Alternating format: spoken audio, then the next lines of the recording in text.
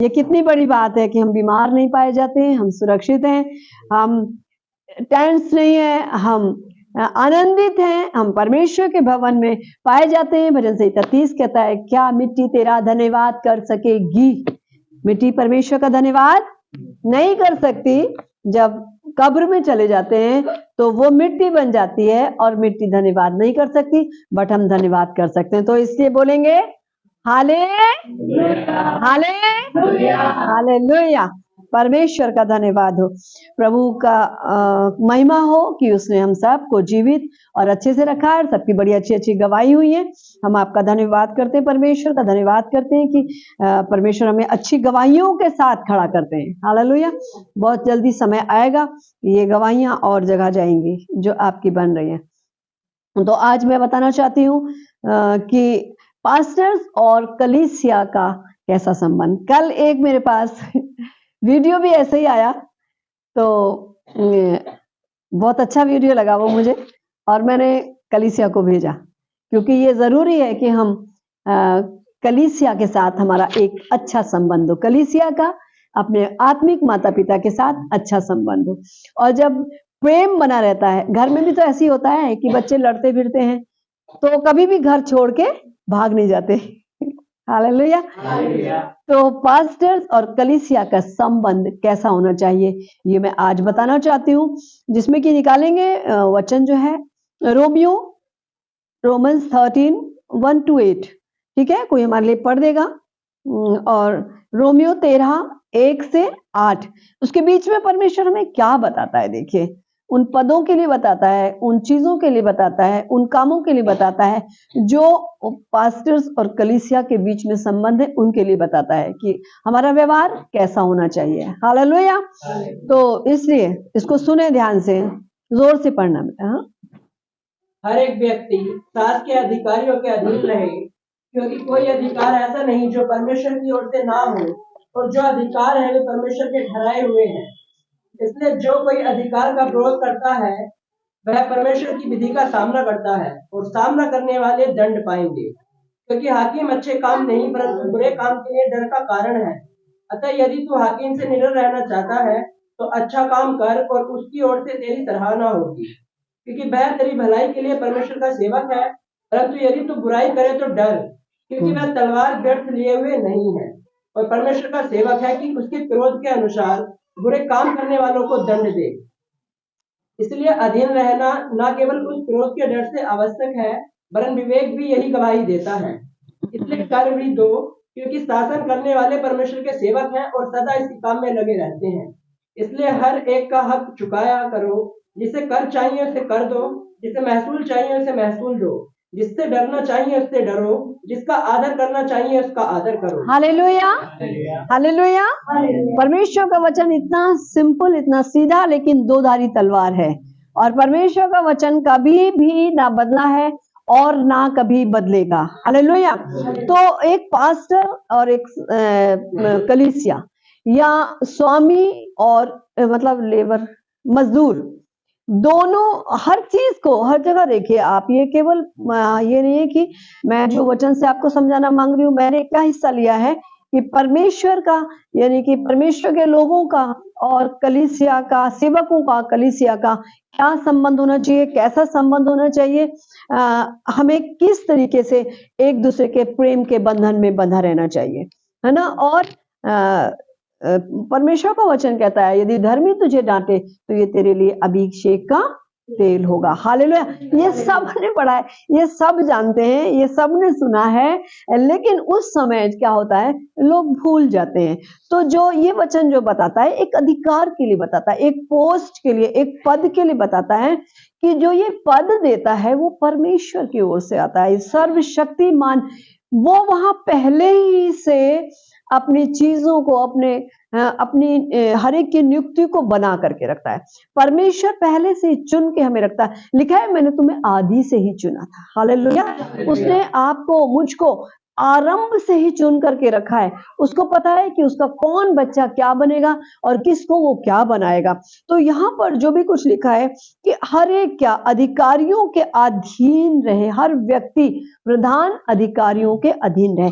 Means बच्चे अपने माता पिता के अधीन रहे, आत्मिक कलीसिया अपने प्रभु के सेवक सेविकों के अधीन रहे और अपने माता पिता के अधीन रहे, बड़े बच्चों के अधीन छोटे बच्चे रहे।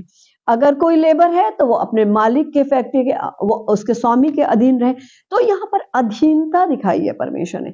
और जब इंसान अधीनता में रहता है, यहाँ डर जरूर लिखा है कि जिससे डरना है उससे डरो, और दूसरी तरफ कहता है कि परमेश्वर कहता है मनुष्य से मत डरो, है ना, क्योंकि उसकी श्वास है उसके नथने में। तो वो किससे डरना है? हमें परमेश्वर से डरना है। अगर परमेश्वर हमें प्रेम करता है, अगर परमेश्वर हमें भविष्यवाणियां देता है, अगर परमेश्वर हमें स्वप्न देता है, अगर वो हमें दर्शन देता है, इसका मतलब ये नहीं है कि हम सारे डर को छोड़ दें, बस उसके मतलब सब बातों को छोड़ दें, उसके डर को भी छोड़ दें, बस उसके प्रेम को देखते चले जाएं। नहीं, परमेश्वर भय योग्य परमेश्वर भी है। हालेलुया। और इसीलिए परमेश्वर कहता है कि उनके हाथों में मैंने तलवार भी दे रखी है ना। वो उसने तलवार भी, हम किसी भी अधिकारियों का विरोध जब अगर कोई करता है ना, तो वो अपराधी कहलाता है एक तरीके से। अगर आप देखें प्रशासिक क्या हो, प्रशासन, हाँ, प्रशासन को भी अगर हम देखें तो उनके अधीन भी होते। अब देखिए आप, ये छोटी सी बात है कि जब यीशु मसीह वहां से गुजर रहा है तो कर लेने वाले कर मांग रहे, उन्हें तो नहीं पता ये परमेश्वर का पुत्र है। वो तो ये जानते हैं कि एक भविष्यवक्ता है या ये मसीह है, मसीह है, सचमुच में मसीह है, यीशु का परमेश्वर का पुत्र है, ये जानते ही नहीं लोग। वो तो ये सोचते हैं एक भविष्यवक्ता है, एक अच्छे काम करता है, चंगाई देता है, छुटकारे देता है, अनंत जीवन के लिए भी कहा है इसने तो देगा, है ना। तो लेकिन वो ये नहीं जानते कि ये कौन है, उससे कर मांग रहे हैं। तो उसने भी कहा, उसके चेले भी उसकी अधीनता में रहते थे, यीशु मसीह की अधीनता में रहते थे, नहीं रहते थे? आप बताइए, है ना। ये थोड़ी कि बस डांटा और भाग गए, है ना, छोड़ दिया एकदम से। छोड़ा एक ने, लास्ट में क्रूस पर चढ़वाया तो उसने छोड़ दिया यहूदा ने। बट है क्या कि हर समय उसके चेले उसके साथ में रहते थे। हमें नहीं पता कि कभी कोई चेले घर जाते होंगे, मिलते होंगे, सबसे बातचीत भी करते होंगे, कभी यीशु मसीह किसी के घर होते होंगे, कभी कहीं होते होंगे। किस तरीके से उन्होंने अपने 33.5 वर्ष इस पृथ्वी पर बिताए। लेकिन चेले जो है मानते थे। और देखिए, हालांकि ये कठिन था कि ये बहुत मुश्किल था कि ऐसे पापी लोगों को यीशु मसीह दे। जैसे कि एक रिश्वत के लिए होता है। मैंने कभी रिश्वत नहीं ली जिंदगी में, नर्सिंग सुपरिटेंडेंट रही लेकिन मैंने रिश्वत नहीं ली। जब मैं सिस्टर इंचार्ज थी, जब मैं स्टाफ नर्स थी, तभी मैंने रिश्वत नहीं ली। तो ये मेरा एक मुकुट था, इसके लिए मेरी तारीफ थी। परमेश्वर का धन्यवाद कि उसने सब बातों से मुझे बचा करके रखा, जबकि ऐसा होता है। तो यहाँ पर भी क्या है कि चेले जानते हैं कि ये पापी हैं, जो रिश्वत ले रहे हैं, ये कर लेने वाले हैं, और ये जो है ये अपने आप को देवता बना करके रखते हैं। लेकिन उसके बावजूद भी चेलों ने, क्योंकि प्रभु के अधीनता में थे और उस समय उन्हें कर देना था, प्रभु ने कहा जाओ मछली के पेट में से एक सिक्का ले और उनको दे दे। हालेलुया। और वो हो गया। तो चेले भाग गए। उन्होंने कहा नहीं, क्यों दें, जब ये पापी हैं, यीशु आप क्यों ऐसे कर रहे हैं प्रभु, हम ऐसा नहीं करेंगे, ये तो पापी लोग हैं, हम बहुत पवित्र हैं। उन्होंने कर दिया। हालेलुया। उन्होंने आज्ञा को माना। हमें आज्ञा माननी है। अगर यीशु डांटता था तभी भी चेले साथ में रहते थे, क्योंकि परमेश्वर कहता है कि यहोवा जिसे प्रेम करता है उसको डांटता है। सुनिए, इसका मतलब जिसे प्रेम नहीं करता उसको नहीं डांटता, वो बिगड़े चाहे कुछ हो। जब अधिकता हो जाती है तो परमेश्वर भी मुंह मोड़ लेता है। हालेलुया। तो लेकिन जब यहाँ पर चेलो, जब ये बताइए, जब चेले जो थे वो नाव में थे और बड़ी आंधी आई और नाव क्या हिलने लगी और डूबने लगी। यही तो था सच, कि नाव हिलने लगी और डूबने लगी, और यीशु मसीह आराम से नाव में सो रहे। तो यीशु मसीह को उठाया कि अरे तू देखता नहीं है, हम डूबे जाते हैं और तू अपने आराम से सो रहा है। यीशु मसीह ने क्या कहा, बहुत अच्छा कर रहे हो तुम लोग, है ना, अच्छा हुआ मुझे उठा दिया। ऐसे कहा था ना, ऐसे कहा, बताइए जल्दी बताइए, क्या ऐसे कहा है? हे अल्प विश्वासियों, तुम्हारा विश्वास कहाँ है? चेलों ने क्या करा, सारे के सारे 12 के 12 उठ के अंदर कूद गए पानी में, है ना, है ना। ऐसे तो क्या गुस्सा आ गया उनको बहुत ज्यादा क्या ये अल्पविश्वासी कहा, परमेश्वर ने कहा कि हे अल्पविश्वासियों, तुम्हारा विश्वास कहाँ है? और उसके बाद उन्होंने आंधी और पानी को डांटा और वो थम गए। और चेलों ने बड़ा ताज्जुब किया कि ये तो आंधी और पानी पर भी अधिकार रखता है। हालेलुया। तो इतना सब बातों के बाद भी वो जो है उन्होंने, यीशु मसीह ने कोई शाबाशी नहीं दी कि अच्छा हुआ तुमने उठा दिया, नहीं तो नाव जो है वो डूब जाती। लेकिन उन्होंने क्या कहा? अल्पविश्वासी, तुम्हारा विश्वास कहाँ है? क्योंकि हमारा विश्वास पुख्ता और पक्का होना चाहिए। जहां हम एक बार अपने माँ बाप के घर चले जाते हैं, जब एक बार हम जगह को ढूंढ लेते हैं, है ना, जब इंसान आता है, जब परमेश्वर के पास आते हैं लोग, कितने लोग घटी में होते हैं तो अपनी घटी से परेशान होके आते हैं, कितने लोग पजेस्ड होते हैं, एकदम दुष्ट आत्माओं से ग्रसित होते हैं, तब उस परिस्थिति में आते हैं। मैं झूठ तो नहीं बोल रही हूँ, बताइए मैं सही कह रही हूँ कि नहीं? कितने लोग बीमारियों में आते हैं। मेरे यहाँ कैंसर के लोग आए, चंगे होके गए, जीभ नहीं थी, बोल नहीं पाता था, चंगा होकर के वो व्यक्ति गया। तो मतलब इतने ऐसे करके लोग आते हैं और चंगे होकर के जाते हैं। तो हम अपना पहला सा प्रेम कैसे भूल जाते हैं कि यही हमारे आत्मिक माता पिता हैं। मैं आपको बताना चाहती हूँ कि आत्मिक माता पिता का परमेश्वर के निगाह में एक बड़ा पद है।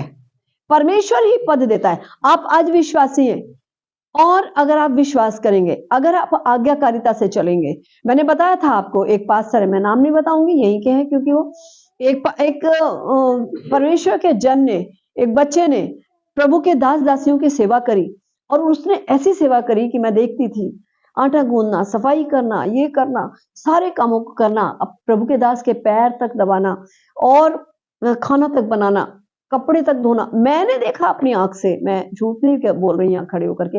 हो सकता है कुछ आगे पीछे कुछ निकल जाए, प्रभु क्षमा करे उसके लिए। लेकिन और बहुत डांट खाना है ना। क्यों डांटते होगा परमेश्वर का दास? कोई पागल तो नहीं था? परमेश्वर का दास पागल तो नहीं होते? पागल होंगे तो खड़े कैसे होंगे? हालेलुया। तो मैं ये बात कहना चाहती हूँ कि इतनी डांट खाने के बाद वो व्यक्ति, एक अगर उससे कहो कि भाई ऐसे करके पास्टर जी ने आपको डांटा, आपको कैसा लग रहा था, ये बताओ, ऐसे नहीं करना चाहिए। नहीं सिस्टर, ऐसी कोई बात नहीं है, देखिए वो मेरे पिता हैं, वो अच्छी बातें करना। और उसी स्थान पे 4 साल, मेरे ख्याल से पूरे 4 साल या आगे पीछे थोड़ा सा रहा वो व्यक्ति, और उसने सीखा और बाइबल घंटों पढ़ी, और सब कुछ वो अपने आत्मिक पिता से सीखता रहा। और आत्मिक पिता के पास मैं सोचती हूँ शायद 100-150 ही लोग होंगे, या जो भी कुछ होंगे पास्टर के पास। लेकिन उसके पास आज वो बाहर है, अलीगढ़ की जगह तरफ कोई जगह है, वहां पर है, और 450 लोगों की कलीसिया है। हालेलुया। परमेश्वर ही पद देता है। परमेश्वर क्या कहता है? मेरे दास 2 गुना आदर के योग्य हैं।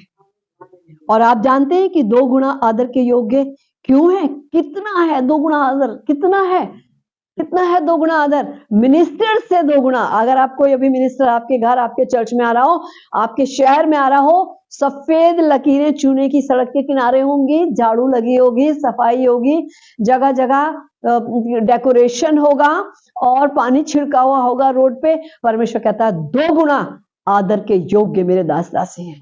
हालेलुया। आप क्या सोचते हैं परमेश्वर की निगाह में परमेश्वर के दास दासी क्या? मैं अभी अंत में बताऊंगी आपको कि ऐसे, मैं नहीं कह रही कि आप मेरा आदर करो, बहुत है। जब हम जाते हैं कहीं कहीं, एक बच्चे ने, जब मैं काशीपुर में एक जगह पर गई और मैं पहली बार उस गांव में गई थी, तो उस बच्चे ने गुलाब के फूलों को पानी में डाला और मेरे पैर धोए। मैंने उसको लाख मना करा कि मैं इस योग्य नहीं हूं, ऐसा मत करो, ये गलत है, ये मुझ पर शाप आएगा। तो वो बोला कि नहीं मैम, ये परमेश्वर ने अगर आपसे कुछ कहा है तो मुझसे भी कुछ कहा है। और वो नहीं माना, और उसने मेरे पैरों को धोया। और मैं डर रही थी कि परमेश्वर मुझसे नाराज ना हो जाए। मैंने कहा प्रभु, सारी महिमा, आदर, सम्मान सब कुछ आपको मिले, क्योंकि ये पैर मेरे नहीं आपके धुल रहे हैं। हालेलुया। तो परमेश्वर अपने दास दासियों को 2 गुना आदर के योग्य बनाता है। याद करिए वो समय, याद करिए। परमेश्वर कहता है, प्रकाशित वाक्य 3 में लिखा, 2 या उसकी 10 या कुछ आयत ऐसे करके उसमें लिखा हुआ है कि परमेश्वर के दास जो हैं, वो जो है, वो नहीं कहा, लिखा है कि चेत कर कि तू कहां से गिरा, है ना, और अपने पहले से प्रेम को याद कर और वापस आ, पहले जैसे काम कर, नहीं तो मैं तेरा नाम वहां से हटा दूंगा, तेरा दिया वहां से हटा दूंगा। मैं ये नहीं कह रही कि जो लोग चले गए वो भी बेचारे जैसे भी गए, जो भी कुछ है, कि मतलब उनके लिए कोई श्राप या कुछ ऐसा नहीं। परमेश्वर के दास दासी, आपके आत्मिक माता पिता जो सबसे पहले बनते हैं, वो आपको स्मरण करते हैं, वो आपके लिए आंसू बहाते हैं। बहुत से परमेश्वर के दास दासी आपको याद करते हैं। आपको याद है मुस्लिम बेटे ने क्या किया था, है ना, वो सब कुछ लेकर के चला गया, अपना पूरा हिस्सा, पता नहीं हमें कि कितना होगा उसका, वो चला गया। कहाँ चला गया? गलत जगह पे चला गया। जरूरी नहीं कि अगर आप गए हैं तो सही जगह पे गए हो सकता है आपको पहले से याद आती हो, पहले से प्रेम याद आता हो। हालेलुया। हो सकता है आप याद करते हो सकता है आप ना याद करते हो, लेकिन उसका बाप कैसे याद करता था? उसकी माँ का कोई जिक्र नहीं है, इसका मतलब ये नहीं कि उसकी माँ नहीं थी, उसका भाई भी था, हो सकता है और बहन भाई होने हो, तो बाप कैसे इंतजार करता था छत पे जाकर के? हालेलुया। आपके आत्मिक माता पिता, आप जहां भी हैं, अगर आपने ऐसा किया है, अगर आपने उनका निरादर किया है, अगर आपने उनका तिरस्कार किया है, आपने उन्हें कष्ट दिया है, आपने उनको छोड़ा है, परमेश्वर का वचन कहता है अब मेरे याजकों को कभी ना छोड़ना। हालेलुया। उनका कंधे से कंधा मिला करके तुम्हें चलना है, और तभी तो परमेश्वर ये पद देता है। अभी कहा ना, परमेश्वर नीचे से उठा करके ऊंचे पर खड़ा कर देता है। हालेलुया। और इसीलिए मैं वो प्रभु कहता है यहाँ पर कि जिसको देना है उसको दो, और जिसका आदर करना, जिससे डरना है, यानी कि परमेश्वर से आपको डरना है, उससे डरो, और जिसका आदर करना है उसका आदर करो। हालेलुया। क्या ऐसा हुआ कि चेलों ने परमेश्वर की, यीशु मसीह की बात नहीं मानी? यीशु मसीह की बात मानी उन्होंने, और उसकी डांट को सुन के चुप हो गए और उसकी बड़ाई करने लगे, क्योंकि उसने पानी को डांटा, आंधी को डांटा, और वो रुक गया। हालेलुया। तो ये उसकी डांट को उन्होंने सहा, और जबकि चेले उस समय गलत थे, इसलिए वो बिल्कुल चुप रहे और उन्होंने सब कुछ सहा। तो ये कलीसिया, जो कलीसिया होती है, परमेश्वर के दास दासी जो सच्चाई से उनको सही मार्ग दिखाते हैं। यहाँ पर कितने बात लोगों ने देखा, यहाँ एक सोने की सीढ़ी है, वहां बहुत बड़ी बड़ी गवाहियां हैं हमारे चर्च की कि वो ऊपर तक जा रही है। कितने लोगों ने देखा कि मैं ऊपर बैठी हुई हूँ, कितनों ने देखा कि मैं स्वर्ग में बैठी हूँ, और ऐसे करके गवाहियां दी। लेकिन हमारी गवाहियां ऐसी बाहर नहीं जाती, इसलिए पता नहीं चलता लोगों को, और लोग उसका नहीं जाते। तो यहाँ पर क्या है, परमेश्वर, कितने लोग आते हैं, और मैं हर एक को बुरा नहीं कह रही हूँ, लेकिन कोई कोई आज भी मैं बता सकती हूँ, है ना, लेकिन नहीं बताऊंगी, कि लोग आए और सिर्फ अपने कामों को निकाला और चले गए, और फिर कभी याद नहीं किया। तो हमें परमेश्वर कलीसिया देगा, ऐसी बात नहीं है, आपको पास्टर देगा, और दिए हैं तो बहुत अच्छी बात है, लेकिन जब आपके अपने माता पिता डांटते हैं तो उसका जवाब दो मुझे, कि कितने लोग शहर छोड़ के भाग जाते हैं या घर छोड़ के भाग जाते हैं। ये मैं किसी पर्सनल के लिए नहीं बोल रही, ये सिर्फ अपनी कलीसिया के लिए नहीं बोल रही हूँ, मैं हर एक के लिए बोल रही हूँ। हालेलुया। जसवीर को बहुत हंसी आ रही है, आनंदित है वो। हालेलुया। तो परमेश्वर का धन्यवाद, आज वो यहाँ पर है, तो परमेश्वर की महिमा हो। हम अपने घर को नहीं छोड़ सकते, क्योंकि माँ बाप से ब्लड रिलेशन है, ब्लड रिलेशन है, और ब्लड रिलेशन बहुत बड़ा होता है। लेकिन एक बात ध्यान से सुनना, कान खोल के सुन लो, कि जो रिलेशन आत्मिक माँ बाप से होता है वो उससे कहीं बड़ा होता है, और जो स्वर्ग के परमेश्वर का होता है वो उससे भी सबसे बड़ा होता है। अपने पुत्र पुत्रियों को, अपने याजकों को उसने आपके लिए रखा है। हालेलुया। उसने आपके लिए रखा है कि वो आपको सही मार्ग दिखाएं, ऊपर का मार्ग दिखाएं, स्वर्ग का मार्ग दिखाएं। इसलिए उसने अपने याजकों को रखा है। वो कहता है कि मेरे याजक जो हैं वो मेरी प्रजा हैं, वो जो मेरे याजक हैं, है ना, वो ही मेरा रास्ता जो है वो मेरे राज्य तक दिखाएंगे। इसलिए उसने चरवाहों को रखा है। वो महान चरवाहा है हमारा, यीशु मसीह हमारा उत्तम चरवाहा है, और वो अपनी भेड़ों को तितर बितर होते हुए नहीं देख सकता। अभी कुछ भेड़ें हैं जो किसी किसी से कहती हैं कि हम आना चाहते हैं, मैं यहाँ मानपुर की बात नहीं कर रही, मैं कहीं और की बात कर रही हूँ, आना चाहते हैं बट वो एक रुकावट है, वो झिझक है उनके अंदर कि हम कैसे जाएं, हम क्या करें, ऐसे कहेंगी सिस्टर मैम, वैसे कहेंगी, ये करेंगे। लेकिन कलीसियाओं से मैं कह रही हूँ, जहां जहां ये मेरा मैसेज पहुंचे, हर कलीसिया से मैं कह रही हूँ कि आपको अपने आत्मिक माता को, जहां आप, प्रभु कह रहा है कि तूने पहले सा प्रेम छोड़ दिया, आज वो आपको भी कह रहा है तूने पहले जैसा प्रेम छोड़ दिया, उनसे भी छोड़ दिया, जब याजकों के साथ छोड़ दिया तो तूने मेरे के साथ भी छोड़ दिया, है ना, क्योंकि मैंने तुझे आज्ञा दूसरी दी थी, मैंने ये नहीं कहा था कि तुम मत करना, ये निरादर करना, आदर मत करना। तो परमेश्वर जो जस्ट डबल देने को आपको तैयार है ना, जस्ट डबल देने के लिए 2 गुना आदर। जब परमेश्वर आपको सब जगह आदर देता है तो आपको चाहिए कि आप आदर देंगे तो आप आदर को पाएंगे। आमेन, हालेलुया। तो परमेश्वर सिर्फ इसलिए नहीं है, अपनी कलीसिया और मतलब सिर्फ अपनी कलीसिया से नहीं कह रही मैं, हर एक जगह जितने भी हैं, मैं सबसे कह रही हूँ कि परमेश्वर का आदर करो और उसके बाद अपने प्रभु के दास दासियों को कभी भी मत छोड़ो। मत्ती 21 उसका 23 से 25 कोई पढ़ेगा अगर हमारे लिए, मैं वहां पर बताऊंगी कि वहां पर कैसे, यहाँ आगे आकर के पढ़े कि किस तरीके से जो है यीशु मसीह को लोग आजमा रहे हैं, है ना, और उसके ऊपर दोष लगाना चाहते हैं। यस, वह मंदिर में जाकर उपदेश कर रहा था कि महायाजकों और लोगों के पुरनियों ने उसके पास आकर पूछा, तू ये काम किसके अधिकार से करता है और तुझे ये अधिकार किसने दिया है? यीशु ने उनको उत्तर दिया कि मैं भी तुमसे एक बात पूछता हूँ, यदि वे मुझे बताओगे तो मैं भी तुम्हें बताऊंगा कि ये काम किस अधिकार से करता हूँ।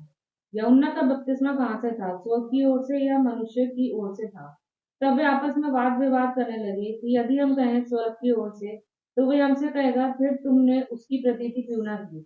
और यदि कहें मनुष्य की ओर से तो हमें भीड़ का डर है, क्योंकि वे सब यूहन्ना को भविष्यवक्ता जानते थे। हालेलुया, बस इतना ही ठीक है। वो यीशु मसीह को आजमा रहे हैं, मैं और आप क्या हैं? हालेलुया। परमेश्वर के दास दासी फिर क्या है निगाह में, जब उन्होंने परमेश्वर को नहीं छोड़ा। यीशु मसीह कौन है? हमारा पिता, हमारा परमेश्वर।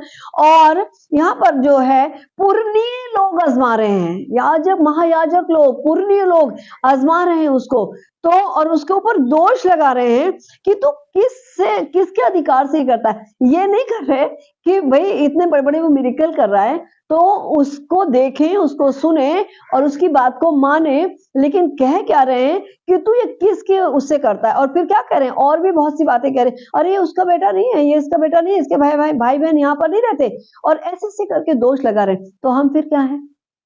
लेकिन परमेश्वर हमको आदर और सम्मान दिलाता है। हालेलुया। तो क्योंकि परमेश्वर कहता है कि अगर आप दोष लगा रहे हैं, अभी मैं बताती हूँ कि कैसे कैसे दोष लगाए जाते हैं। तो अगर दोष लगा रहे हैं तो फिर आप खुद दोषी हैं। हालेलुया। और फिर परमेश्वर कहता है कि पहले अपनी आंख, क्या तिनका नहीं, लट्ठा, यस, पहले अपनी आंख का इतना बड़ा मेरे आंख के आगे है। अब मैं बताइए आपको कैसे देखूं कि आपके कहां पर बिंदी है, कहां पर क्या है, कि मैं कैसे देखूंगी, क्योंकि मेरे आंख में लट्ठा है। तो मैं आपको बताना चाहती हूँ, जो 10 बहाने होते हैं जो दोष आरोपण में, अभी बताती हूँ। एक जो मैं आपको बता रही थी कि कल मेरे पास एक छोटी सी एक क्लिप आई और मेरे अच्छे विश्वासी ने भेजी मुझे, तो मैं परमेश्वर का धन्यवाद करती हूँ कि जब मैं वचन तैयार करी थी वो अचानक से आ गई मेरे पास। तो मैंने उसको बड़े अच्छे से सुना, और जब मैंने उसको सुना तो एक व्यक्ति कह रहा है कि हाँ भाई बताओ आप कल चर्च क्यों नहीं आए? तो कहता है अरे क्या चर्च आऊं बताइए, क्वायर में तो मुझे पास्टर जी खड़ा ही नहीं करते। तो फिर उससे तो अच्छा भाई तुम बताओ बेटा तुम क्यों कल चर्च में क्यों नहीं आए? अरे मैं कैसे आऊं, मैं इसलिए नहीं आया क्योंकि वहां वचन चल रहा है, पास्टर जी मुझे काम बता दे रहे हैं। सारा दोष परमेश्वर के दास के ऊपर। तुम क्यों नहीं आए? अरे क्या बताएं, वो तो हमें कभी सामने खड़े ही नहीं होने देते। अच्छा तुम बताओ कि तुम क्यों नहीं? अरे मैंने कहा एक गाना गा दूं तो मुझे गाना ही नहीं गाने दिया। और सारा दोष परमेश्वर के दास के ऊपर, दोष आरोपण करना यहाँ यीशु मसीह के, और भी बहुत सारी चीजें हैं उसमें। तुम क्यों नहीं आए? पता नहीं क्या कहा उसने, मतलब 5-6 लोगों से पूछा और लगातार उन्होंने परमेश्वर के दास के ऊपर दोष आरोपण किया। आज अगर दोष भावना है तो मत्ती 7 को याद रखना, दोष मत लगाओ कि तुम पर भी दोष ना लगाया जाए। हालेलुया। इट मीन्स अगर हम किसी को दोष लगाएंगे, नहीं हम वहां जाते तो थे, हाँ ठीक है, खराई से प्रचार करती है, ये है वो है, और सच में परमेश्वर ने मुझे कहा है, बहुत पहले कहा था कि मेरी बच्ची तू खराई से प्रचार करती है, इसलिए पिता तुझसे आनंदित है। और मैं क्यों खराई से प्रचार करती हूँ? अगर मेरे घर में भी कोई मिस्टेक करता है, मैं उसकी बात बोल देती हूँ, और अगर मैं कुछ गलती करती हूँ, मैं अपनी गलती भी बोल देती हूँ। इस मामले में मुझे हमेशा बहन जॉयस मेरी याद आती है कि वो कितनी खराई से और कितनी सच्चाई से अपना जो है वचन देती है परमेश्वर का। हालेलुया।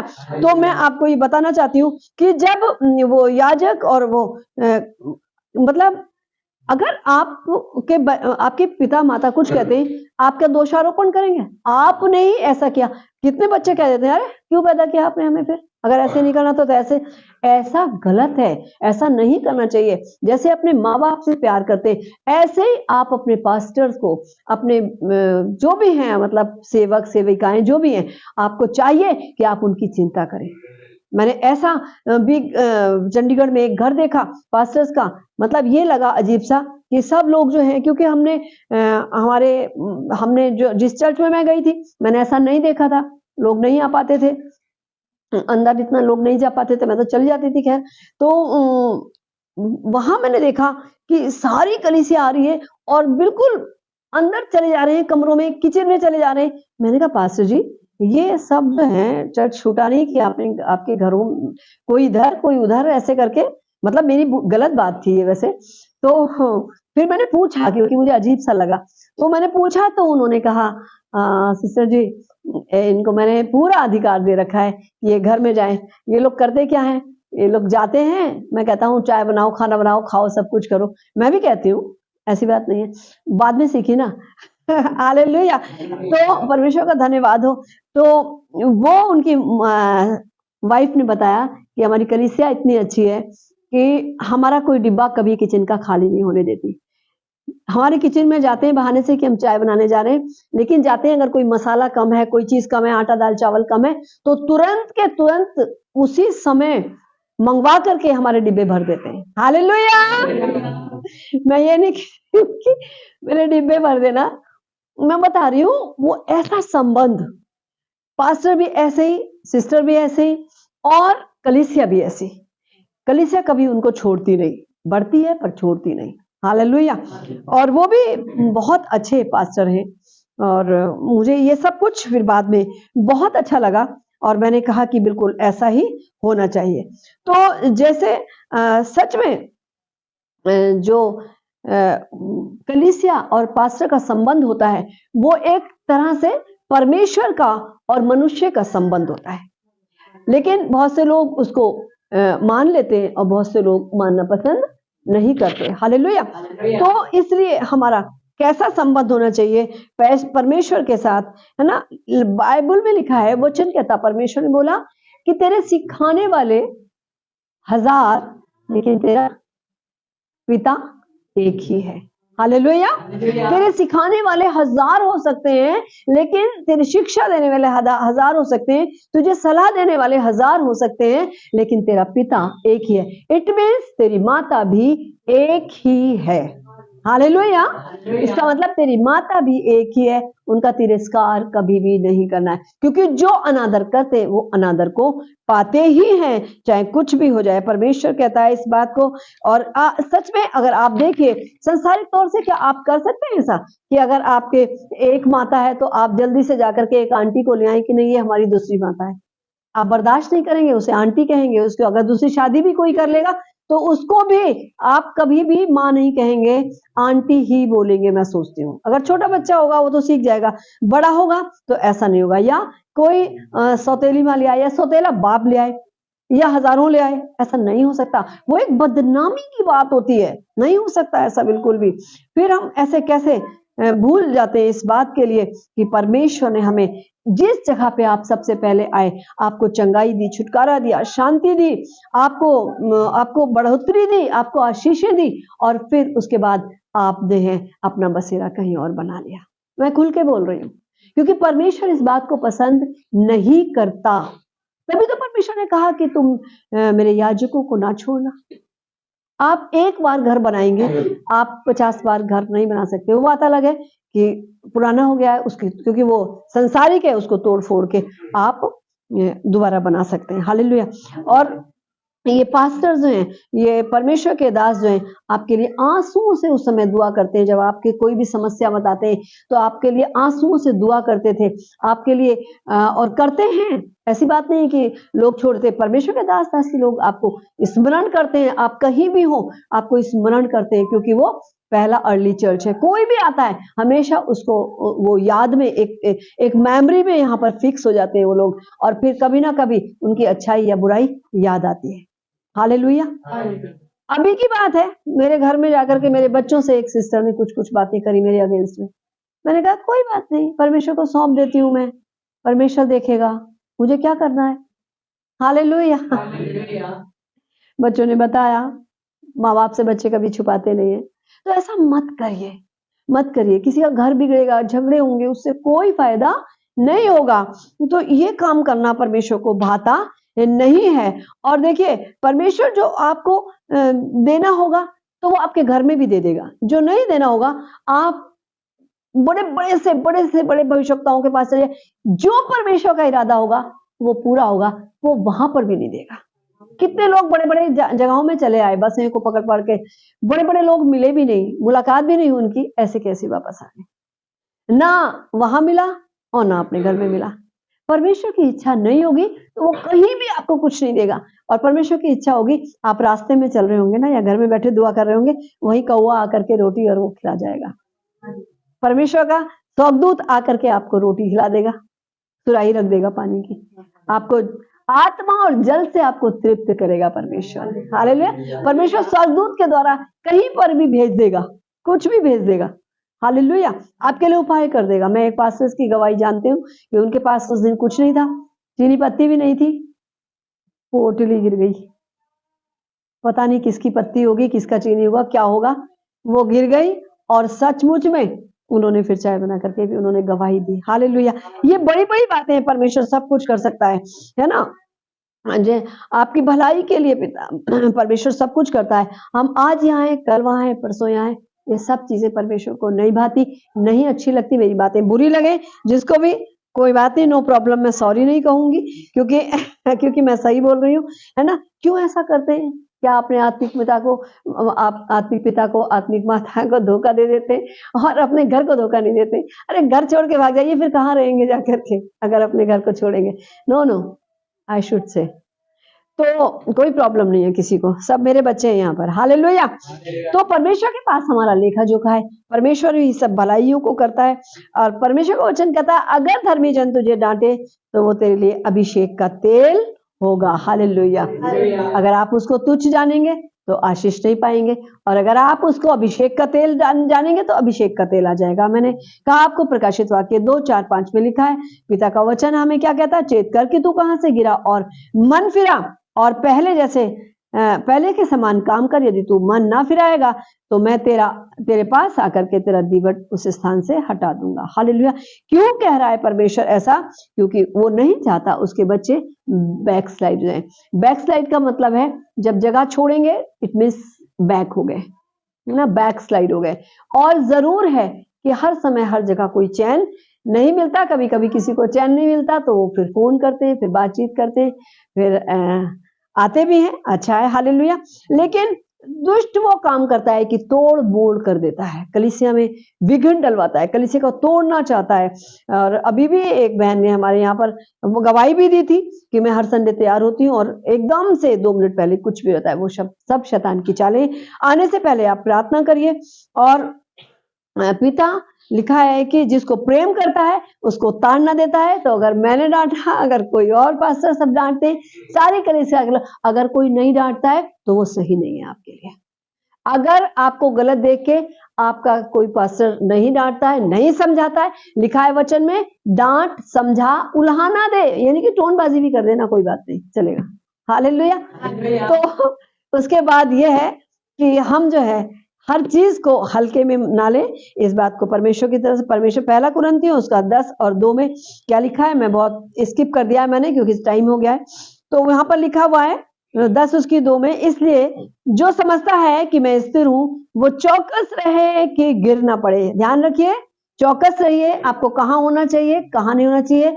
पहला प्रेम किससे था, पहले प्रार्थनाएं किसने करी। जब आपके लिए परमेश्वर के दास दासी लोग दुआएं करते हैं तो समझ लो कि जो दुष्ट आत्माएं निकलती हैं, जो विपत्तियां जाती हैं, जो बीमारियां जाती हैं, शैतान उनको सताता है आकर के वापस।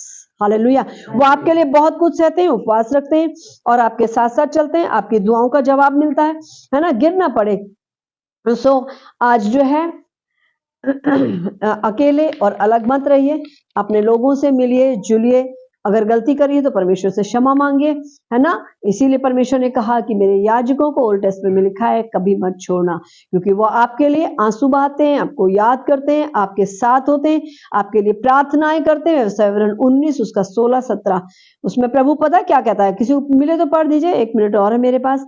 तो उसमें परमेश्वर कहता है कि दो लोग जो साक्षी दे रहे हैं, मैं ऐसे ही बता देती हूँ, अगर मिले तो पढ़ दीजिए खड़े होकर, जल्दी से पढ़ना, है ना, आवाज यदि तेज। कोई झूठी साक्षी देने वाला किसी के विरुद्ध यहोवा से फिर जाने की साक्षी देने को खड़ा हो, तो वे दोनों मनुष्य जिनके बीच ऐसा मुकदमा उठा हो यहोवा के सम्मुख अर्थात उन दिनों के याजकों और न्यायियों के सामने खड़े किए जाएं। उन दिनों के मतलब यहोवा के सम्मुख अर्थात यानी कि याजकों के और न्यायियों के सामने। याजकों और न्यायियों को अपने आप से तोल रहा है परमेश्वर, समझ रहे हैं आप, समझाए इसको। याजकों और न्यायियों से, याजकों और एक बड़े पद से तुलना कर रहा है कि अगर कोई फिर जाए, अगर कोई चला जाए, अगर कोई बैकस्लाइड हो जाए तो वो, और मतलब मुकदमा हो, मुकदमा मतलब जो भी वारदात हो, जो भी बातचीत हो, जो भी मीटिंग में हो, जो भी कुछ, दो बाइबल बताती है ना कि तू उसको समझा, फिर कलीसिया के एक जन को ले जा समझा, फिर और समझा, फिर 3 को ले जा, और ना समझे अनजाती समझ के छोड़ दे। तो वो ही मतलब है कि जब मुकदमा हो, मुकदमा वो वाला कोर्ट नहीं, आपका आपसी भी हो कुछ भी, तो उसमें वो कहता है कि परमेश्वर के सामने, यहोवा के सामने, अर्थात यहोवा के सामने, अर्थात याजक और न्यायियों के सामने, मतलब अर्थात करके करता है। तो इसलिए वो अपनी तुलना हमसे करता है। लेकिन मैं आपको जल्दी जल्दी से एक और बात बताऊंगी, इब्रानियों 12 में क्या लिखा है। इस कारण जबकि गवाहों का ऐसा बड़ा बादल हमको घेरे हुए, तो आओ हर एक रोकने वाली वस्तु और उलझाने वाले पाप को दूर करके वो दौड़ जिसे हमें दौड़ना है, धीरज से दौड़े। हालेलुया। बीच में जो रुकावटें आ रही हैं उनको खंडित करो, हर एक बंधन को तोड़ दो और दौड़ो उस दौड़ को जो परमेश्वर ने आपको आज्ञा दी है, और सब बुराइयों को दूर करो, पश्चाताप करो, रोकने वाली वस्तुओं को अपने जीवन से हटा दो। आमेन, हालेलुया। देखिए, अगर आप देखें, उड़ाऊ पुत्र का मैंने अभी बताया भी है कि वो गलत तरीके से चला गया, लेकिन फिर जब वापस आया परमेश्वर आनंदित हुआ, स्वर्ग में पिता आनंदित हुआ, पृथ्वी पर वो खुद भी आनंदित हुआ अपनी जगह पे वापस आके। हालेलुया। तो मैं चाहूंगी और आपसे कहूंगी कि अपने अपने पास्टर्स को आदर दो, सम्मान दो, अपने लोगों को सम्मान दो जो आपके लिए प्रार्थना करते हैं, आपकी चिंता करते हैं। उन्हें एक परिवार जान करके उनकी चिंता करो।